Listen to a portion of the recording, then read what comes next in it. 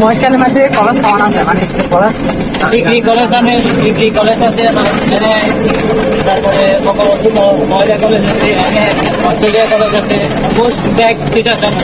খালি একটা জিনিস নেই, ইন্টারমিডিয়েট নন এডুকেশন নেই, প্রাইভেট এখন মেডিকেল। আচ্ছা, উনি বলতেছে যে মহেশখালীতে স্কুল কলেজ আপনার রাইট। উনি বলতেছে যে মহেশখালী উপজেলার মধ্যে আপনার ধরতে গেলে আপনার সবকিছু আছে, শুধুমাত্র একটা প্রাইভেট সরকারি মেডিকেল নাই। রাত হোক দিন হোক চলে যেতে হয়। কোনো একটা মেয়ে যদি বা ডেলিভারির সময় হয় তাহলে আপনার কক্সবাজার মেডিকেলে নিয়ে যেতে হয়। এটা কিন্তু আসলে অনেক একটা কষ্টের বিষয়। অনেক কষ্ট, হ্যাঁ অনেক কষ্ট।